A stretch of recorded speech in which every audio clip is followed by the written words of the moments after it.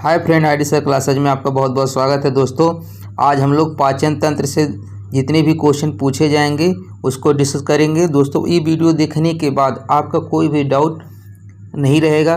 दोस्तों, बस आपको क्या करना है, वीडियो को शुरू से लेकर अंत तक जरूर देखना है। देखिए दोस्तों, जो हमारा पाचन सिस्टम होता है, ठीक है, इसमें दो चीज़ें होती हैं। एक होता है आहार नाल होता है। क्या होता है? एक आहार नाल होता है, ठीक है। एक होता है आहार नाल। इसमें 5 पार्ट होते हैं। कितने होते हैं? 5। और इस जो आहार नाल के माध्यम से ही भोजन हमारे शरीर में पहुंचता है, ठीक है। और इस भोजन को पचाने में कुछ पाचक ग्रंथियां होती हैं। क्या होती हैं? पाचक ग्रंथियां होती है, ठीक है। तो दोस्तों, आप इसको समझ लीजिए, आहार नाल कौन कौन होते हैं, पाचक ग्रंथियां कौन कौन, तो इसकी डिटेल भी आगे वीडियो में आपको मिलेगा। पहले समझ लीजिए कि देखिए, भोजन सबसे पहले कहाँ आता है? मुख में आता है। मुख से होते हुए कहाँ आता है? ग्रास नली, ठीक है। मुख से कहाँ आता है? ग्रास नली में आता है। ग्रास नली से होते हुए कहाँ आएगा? ये हमारे अमाशय में आ जाएगा, जिसको हम लोग क्या बोलते हैं? स्टोमक बोलते हैं, ठीक है।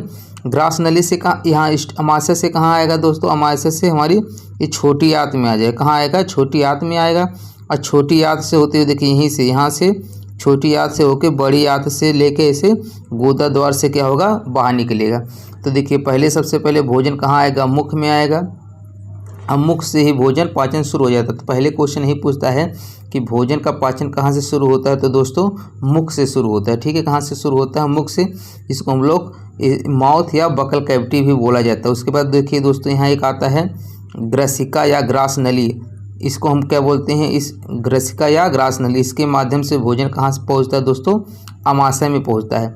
और दोस्तों ध्यान रखिएगा, एक चीज़ यहाँ पर आपको आता है कि देखिए, यहाँ पर एक ग्रास नली होता है, एक होता है ग्रसनी, ठीक है, जिसको फेरिंग्स बोलते हैं। क्या बोलते हैं? फेरिंग्स बोलते हैं। इसका क्या काम होता है? जैसे हम मुख से भोजन भी लेते हैं और हवा भी लेते हैं, ठीक है। तो जो भोजन और हवा के लिए एक ही मार्ग होता है। क्या होता है? एक ही मार्ग होता है, उसको ग्रसनी बोलते हैं। और जो ये नली होता है, इसको क्या बोलते हैं? ग्रास नली होता है। दोनों में अंतर आपको समझ आ गया होगा। उसके बाद भोजन कहाँ से आ जाएगा? अमाशय आ जाएगा, ठीक है। तो सबसे ज़्यादा समय तक भोजन कहाँ पे रहता है दोस्तों? अमाशय में रहता है। अब अमाशय में भोजन जो होता है, इसको भी पाचन करने में, ठीक है, यहाँ पर भी कुछ एंजाइम निकलते हैं। उसके बाद छोटी आंत में पाचन के लिए भी कुछ एंजाइम निकलते हैं। कहाँ से निकलते हैं? इस लीवर से निकलते हैं, ठीक है। ये सब आगे वीडियो में हम देखेंगे। तो आइए देखते हैं, इसके डिटेल देखते हैं कौन कौन होंगे, ठीक है।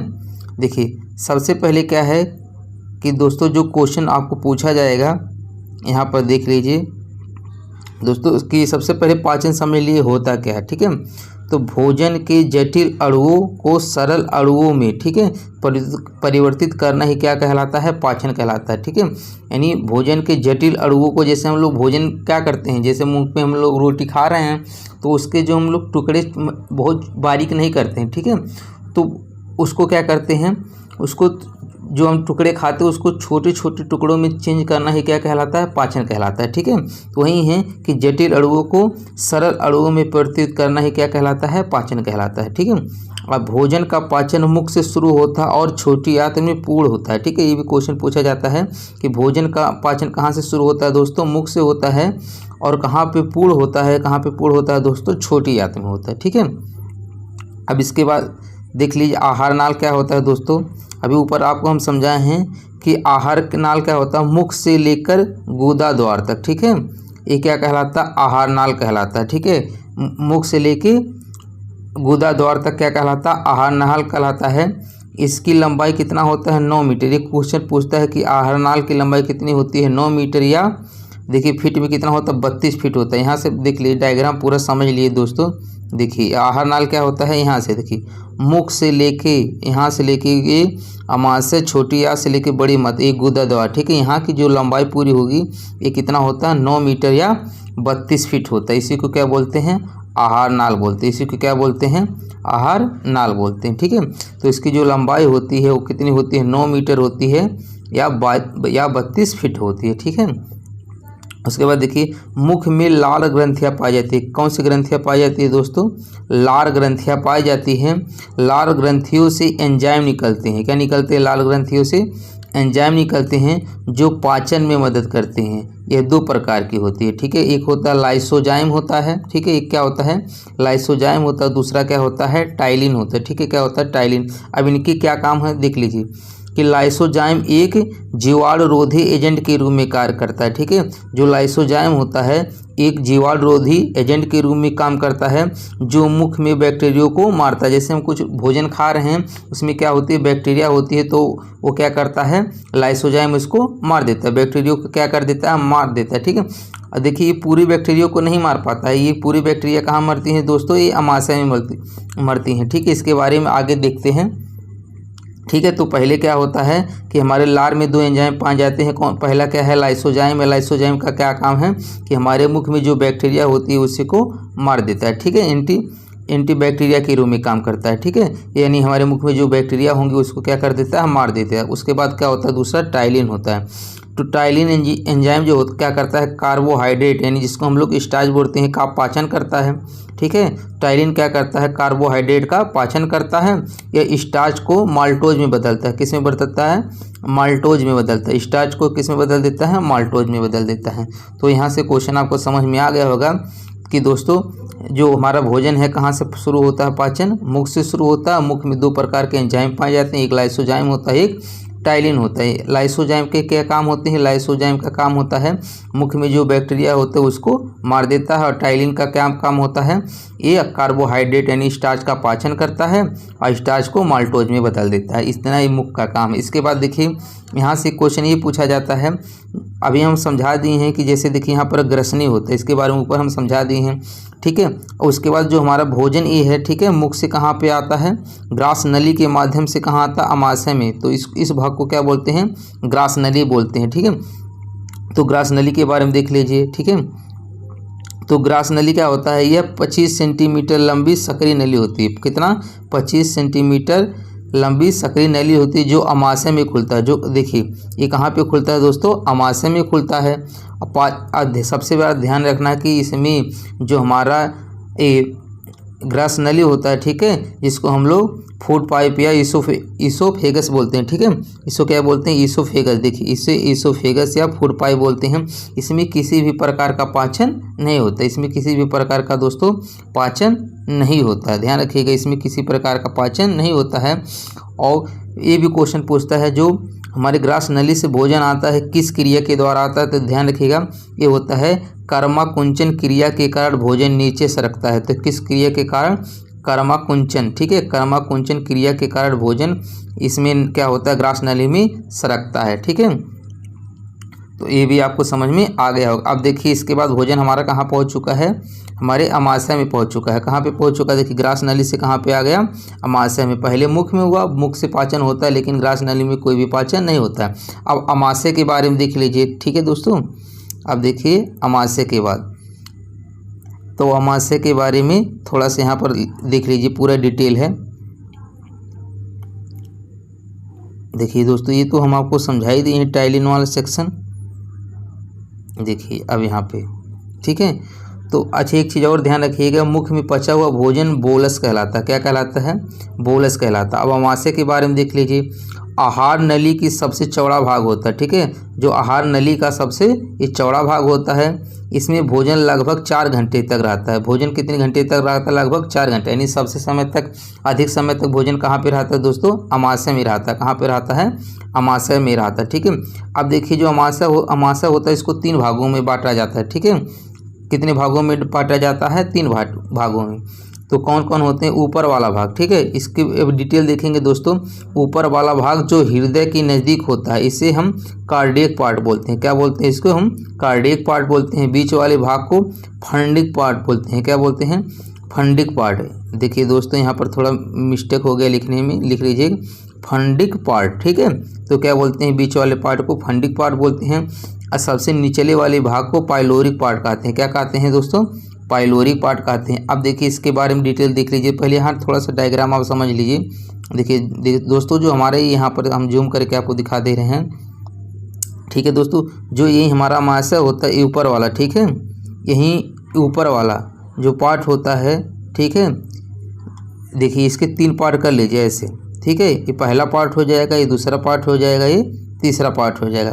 तो जो पहला पार्ट होता है वो दोस्तों क्या कहलाता है, कार्डियक पार्ट कहलाता है। क्या कहलाता है दोस्तों, कार्डियक पार्ट कहलाता है। दूसरा फंडिंग कहलाता है और तीसरा हमारा जो होता है पाइलोरिक पार्ट कहलाता है। ठीक है, आइए इसके बारे में डिटेल देख लेते हैं। ठीक है, तो देखिए दोस्तों, जो कार्डियक पार्ट होता है, इसमें HCl निकलता है। क्या निकलता है, इसमें HCl निकलता है जो जीवाणुओं को नष्ट करता है। अभी हम ऊपर समझाएं दोस्तों कि हम जो भोजन को मुख में लेते हैं, ठीक है, उसमें लाइसोजाइम क्या करता है, बैक्टीरिया को मार देता है, लेकिन वो पूर्ण रूप से नहीं मार पाता। जो बैक्टीरिया बच जाता है वो अमाशय में जो HCl बनता है यानी हाइड्रोक्लोरिक अम्ल बनता है, वो जीवाणुओं को क्या कर देता है, नष्ट कर देता है। यानी कार्डियक पार्ट में HCl का निर्माण होता है। ठीक है, और यह भोजन को क्या कर देता है, अम्लीय बनाता है। ये भोजन को क्या कर देता है, अम्लीय बनाता है।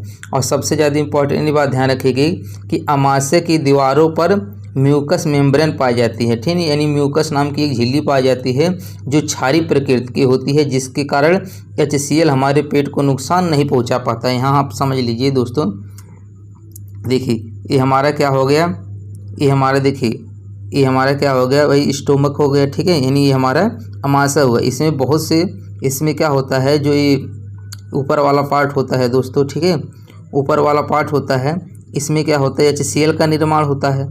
अब भाई HCl बहुत हानिकारक होता है, तो ये क्या करता है, बैक्टीरिया को मारता है। ठीक है, लेकिन क्या इससे हमारे अमाशय को भी प्रभावित कर पाएगा, HCl नहीं कर पाएगा, क्योंकि यहाँ पर इसके जो किनारे होते हैं, ठीक है, अमाशय की जो दीवारें होती हैं, यहाँ पर म्यूकस मेम्ब्रेन पाया जाता है, जिसका जो प्रकृति क्या होता है, क्षारीय होता है। क्या होता है, क्षारीय।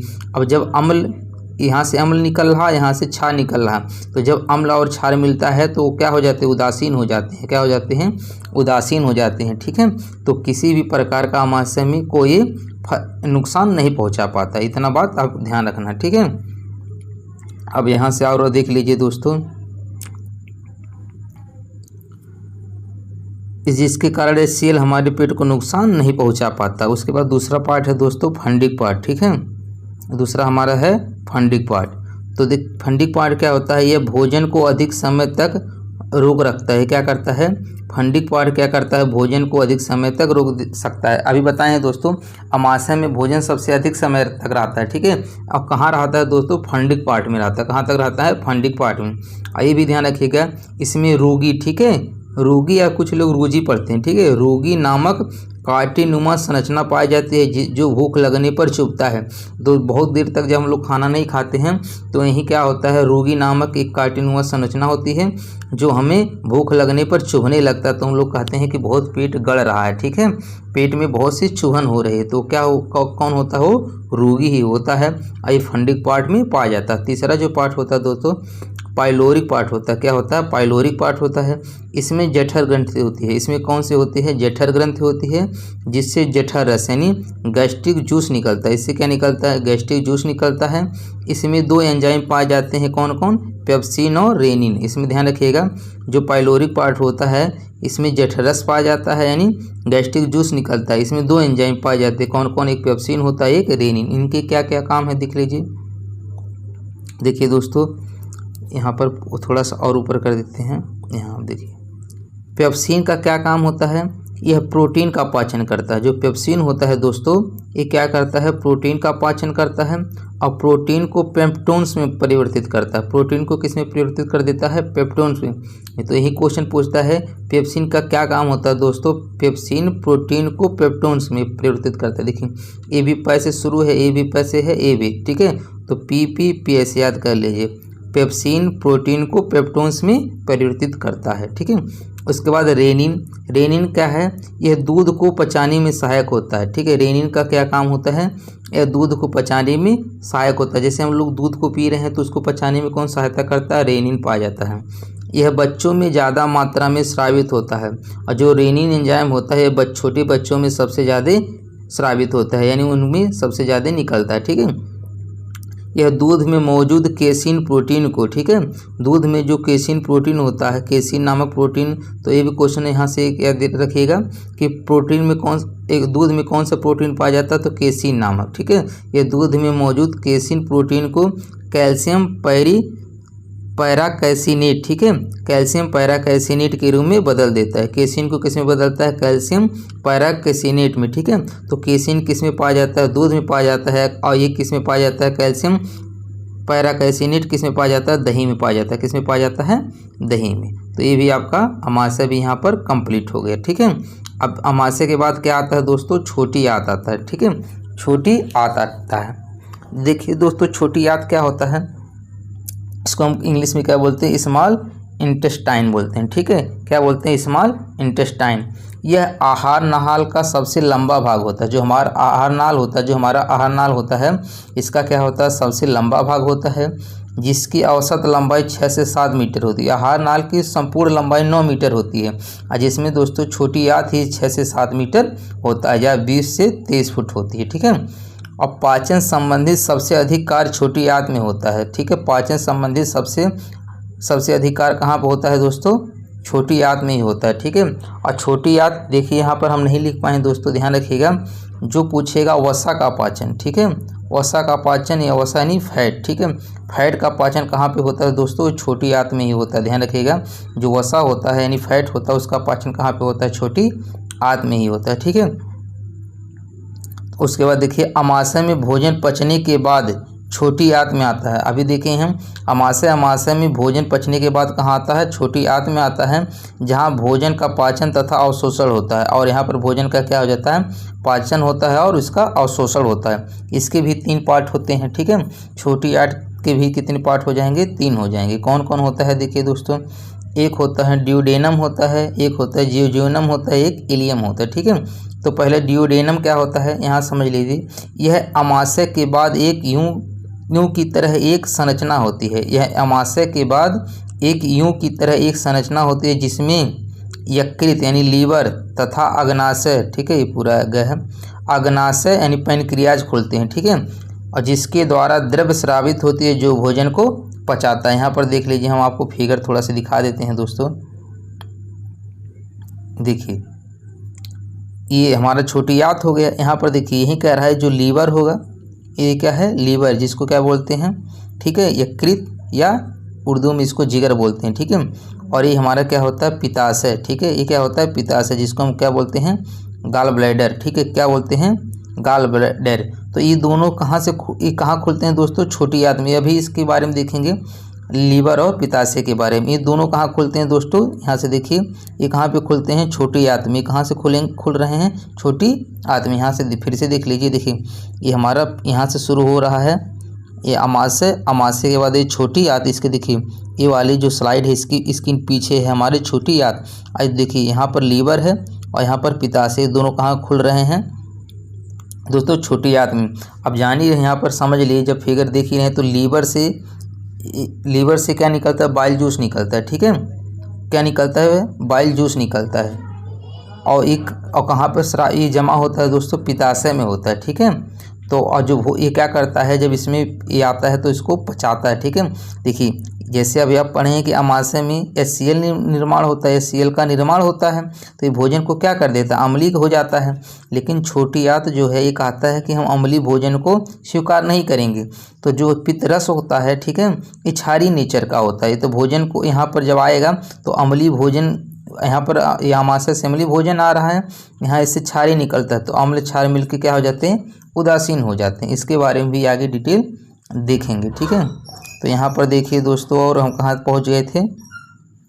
हाँ, ड्यूडेनम हो गया। देखिए, यह अमाशय के बाद यूं की तरह एक संरचना होती है, जिसमें यकृत तथा अग्नाशय खुलते हैं, जिसके द्वारा द्रव्य स्रावित होता है, जो भोजन को पचाता है। अभी देखते हैं कैसे लीवर और अग्नाशय से क्या होता है, आगे हम देखेंगे, ठीक है। उसके बाद होता है जियोजेनम, ठीक है। ड्यूडेनम के आगे वाले भाग को जियोजेनम कहा जाता है, यानी ड्यूडेनम से जो आगे वाला भाग होता है वहीं क्या कहलाता है? जियोजेनम कहलाता है, जो भोजन को छोटी आंत के नीचे वाले हिस्से में पहुंचाने का काम करता है। देखिए भाई, जहाँ से हमारा ड्यूडेनम शुरू होता है उसके आगे वाले भाग को जियोजेनम कहते हैं, और ये क्या, इसका बस काम होता है नीचे भोजन को पहुँचाता है, ठीक है, और कोई काम नहीं होता है जियोजेनम का, ठीक है। छोटी आंत नीचे वाले पहुंचाने का काम करता है। इसमें पाचन का कोई भी कार्य नहीं होता है, यानी जियोजेनम में किसी भी प्रकार का पाचन नहीं होता, बस इसका काम क्या है? भोजन को आगे सरका देना, ठीक है। उसके बाद आता है इलियम, ठीक है। यह छोटी आंत का सबसे निचला हिस्सा होता है जो कई घुमावदार नलियों के रूप में पाया जाता है। छोटी आंत का सबसे निचला हिस्सा क्या कहलाता है? इलियम कहलाता है। इसमें ऐसे कई घुमावदार नलियाँ होती हैं। ठीक है, उसके बाद यहाँ पे इम्पॉर्टेंट देख लीजिए दोस्तों, ये क्वेश्चन कई बार एनटीपीसी में पूछा है। यहाँ देख लीजिए, छोटी आंत में अंगुलीनुमा संरचना होती है जिसे बिलाई या रसांकुर कहते हैं। ठीक है, इसे क्या कहते हैं? बिलाई। ठीक है, इसे क्या कहते हैं? बिलाई, या हिंदी में इसे रसांकुर कहते हैं, जो छोटी आंत में पचे हुए भोजन को अवशोषित करता है। क्या करता है? छोटी आंत में पचे हुए भोजन को क्या करता है? अवशोषित करता है, जिसे हम लोग क्या करते हैं? बिलाई कहते हैं। ठीक है, तो एक क्वेश्चन पूछा है कि छोटी आंत में जो अंगुलीनुमा संरचना होती है उसे क्या कहते हैं? उसे बिलाई कहते हैं। क्या कहते हैं? उसे बिलाई कहते हैं। ठीक है, उसके बाद अब देखिए, छोटी आंत के बाद अब दोस्तों देखिए, यहाँ पर हम लोग कहाँ तक पढ़ लिए? यहाँ देखिए, मुख हो गया, ग्रास नली हो गया, अमाशय हो गया, छोटी आंत। तो छोटी आंत में जो भोजन का पाचन है वो उसमें कौन सहायता प्रदान करता है दोस्तों? लीवर करता है, और ये हमारा पित्ताशय करता है। कौन करता है? पित्ताशय। तो अब देखिए लीवर। ठीक है, लीवर यह मानव शरीर की सबसे बड़ी ग्रंथि होती है। तो पहला क्वेश्चन यही बनेगा, मानव शरीर की सबसे बड़ी ग्रंथि क्या होती है? लीवर होती है। क्या होती है? लीवर होती है।